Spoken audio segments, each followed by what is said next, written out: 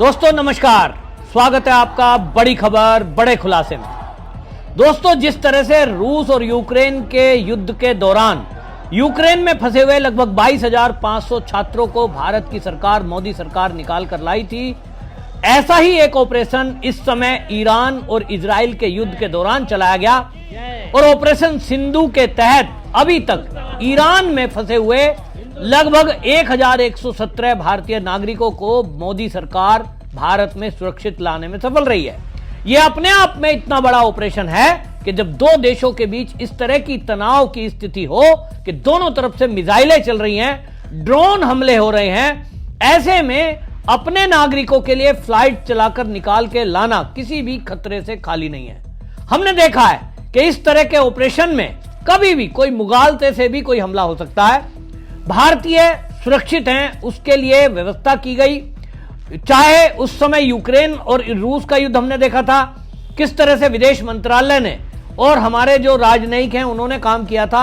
आज ठीक इसी तरह भारतीय दूतावास ने हेल्पलाइन नंबर जारी किया है। वो नंबर भी मैं बोल देता हूं, यदि आपका कोई रिश्तेदार, कोई मित्र वहां फंसा है। फोन नंबर है +98 91 28 10 9115। यह हेल्पलाइन नंबर जारी किया गया है। व्हाट्सएप पर भी आप जानकारी दे सकते हैं। और विदेश मंत्रालय ने यह तय किया है कि हम एक भी ऐसा कोई नागरिक जो मुसीबत में है और भारत आना चाहता है उसको लाएंगे। अभी तक आपको बता दें कि छात्र और आम नागरिक भी लाए गए हैं और अभी तक जो 90 के करीब फ्लाइट्स ये चलाई गई हैं, लोगों को पूरी सुविधा के साथ लाया जा रहा है। और जो भारत लोग आ रहे हैं वो मोदी का धन्यवाद करते हुए नहीं थकते। और यहां आपको यह भी बता दूं कि ईरान में चाहे वो वहां रहने के लिए कोई नागरिक गया है, मतलब टूरिस्ट वीजा पर, चाहे वहां वो पढ़ाई के लिए गया है स्टडी वीजा पर, वो सबके सबको वापस लाने का काम भारत की सरकार, मोदी सरकार कर रही है। इसमें 90% जो अभी तक छात्र छात्राएं निकाल कर लाए गए हैं वो कश्मीर से हैं। और कश्मीर के छात्र जब दिल्ली में उतरे, वो उमर अब्दुल्ला की तो बुराई कर रहे थे कि साहब हम दिल्ली तक सुरक्षित पहुंचे, फ्लाइट से लाई गए, हमें 5 स्टार होटल में ठहराया गया मोदी सरकार की तरफ से, केंद्र सरकार की तरफ से। लेकिन राज्य की सरकार, जिसको केवल दिल्ली से और श्रीनगर तक का इंतजाम हमारा करना था, उसने वो इंतजाम नहीं किया। इससे वो जो नैरेटिव चलाने वाले लोग हैं ना, उनके मुंह पे करारा तमाचा लगा है, जो मोदी को ये कहते थे कि मोदी तो एक आरएसएस का है। ये कांग्रेसी खास तौर पे आरएसएस का है, कट्टर हिंदू है, मुस्लिम डरे हुए हैं इस देश में। जिस तरह की नैरेटिव चलाने की बात की जाती थी, मोदी को बदनाम करने का प्रयास राहुल गांधी और कांग्रेस ने किया, उन सबके मुंह पे करारा तमाचा लगा। और उन्होंने कहा कि देखिए, जिस तरह की बातें आप करते थे, अब कोई मुसलमान इस देश का वो अब ये समझ रहा है और वो कह रहे हैं कि इस तरह का कोई भी बात नहीं है कि मोदी किसी के साथ पक्षपात करते नहीं है। जबकि पता है कि ज्यादातर लोग मुसलमान हैं, तो ऐसे करके उनको छोड़ नहीं दिया है कि आप जो है जहां हैं जैसे है रहने दीजिए। हम आपको बता नहीं सकते, दिल से खुशी हो रही है हमें वहाँ से लौटने के बाद। हम बहुत ज्यादा डरे हुए थे, परेशान थे, ये सोच रहे थे हम कहाँ से जाएंगे। बट मोदी सरकार का हम शुक्रगुजार है, तहे दिल से शुक्रगुजार है।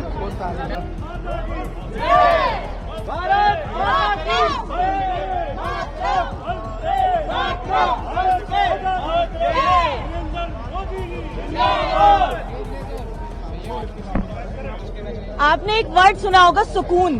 वो यहाँ पे कदम रखते ही सरजमीन हिंदुस्तान पे पता लगा कि सुकून की डेफिनेशन क्या होती है। Thank you so much Indian government. हम 5 स्टार होटल्स में थे, हमें खाने पीने की कोई भी दिक्कत नहीं हुई है और हम बहुत अच्छे से फ्लाइट में, बिजनेस क्लास, फर्स्ट क्लास हम फ्लाइट में आए हैं। Thank you so much our prime minister Modi ji, thank you so much. इस पर आपको बता दूं, विदेश मंत्रालय के जो प्रवक्ता हैं रणधीर जायसवाल, उन्होंने कहा भारत ने ईरान से भारतीय नागरिक को निकालने के लिए ऑपरेशन सिंधु शुरू किया है। भारत ने 17 जून को ईरान और अर्मेनिया में हमारे मिशन की देखरेख में उत्तरी ईरान से 110 छात्रों को निकाला जो अर्मेनिया में घुसाए थे। वे येरेवर से एक विशेष विमान के द्वारा उनको लाया गया और 19 जून 2025 की सुबह वो दिल्ली पहुंचेंगे, उन्होंने बताया था। और उसके बाद जब पहुंचे तो अलग अलग एरिया से जो आए हैं वो संख्या अभी तक 1117 है, जो अपने आप में एक बड़ा आंकड़ा है। और इसमें आपको यह भी बता दूं कि तिरंगे की पावर एक बार फिर दुनिया ने देखी है।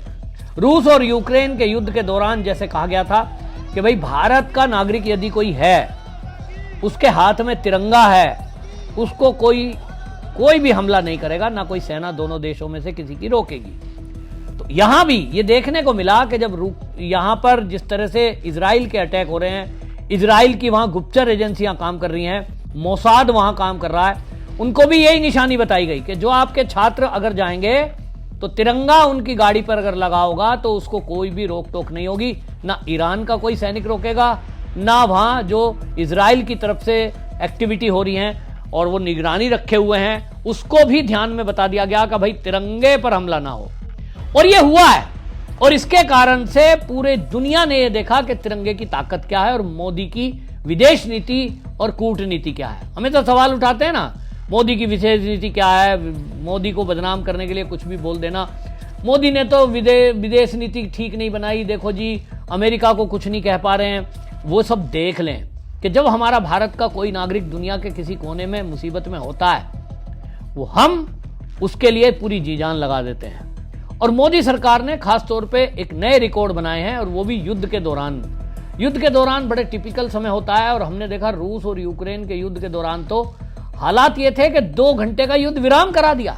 जब दोनों देश से ताबड़तोड़ दोनों तरफ से हमले हो रहे थे, मोदी जी ने दोनों देश के राष्ट्राध्यक्षों से बात की और उनको इस बात के लिए मनाया कि हमें 2 घंटे का समय दे दीजिए, हम अपने नागरिकों को निकालेंगे, बच्चों को निकालेंगे, तो आप जो है उस समय में कोई एक दूसरे पे हमला ना करें।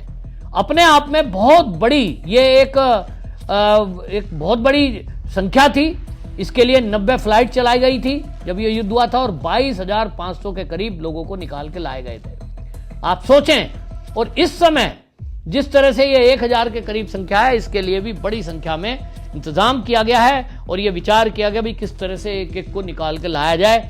और इसमें एक और बात ध्यान में रखी गई है कि हालांकि यहाँ देश में जैसे हमने देखा कि सोनिया गांधी मोदी पे सवाल उठा रही थी कि आपको जो है यूएन में ऐसा करना चाहिए, गाजा के पक्ष में होना चाहिए, वहाँ नरसंहार हो रहा है।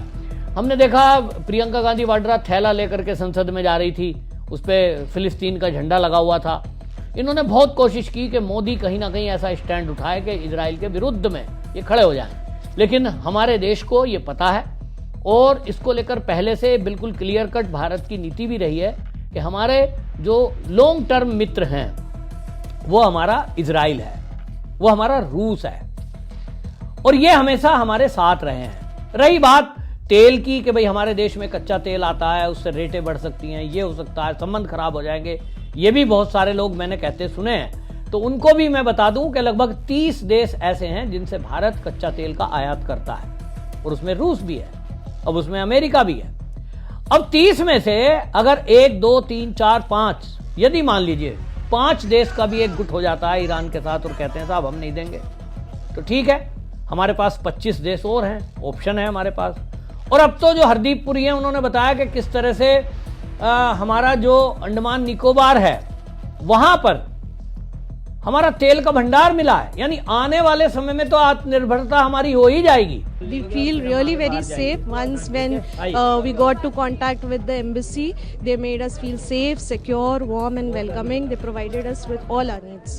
बहुत बयान नहीं किया जा सकता सर। मैं बहुत फख्र महसूस कर रहा हूँ, गौरवान्वित महसूस करूँ अपने आप के हिंदुस्तानी होने पर, अपनी हुकूमत पर, अपने प्राइम मिनिस्टर पर और तमाम जो फॉरेन मिनिस्टर, तमाम लोगों पर।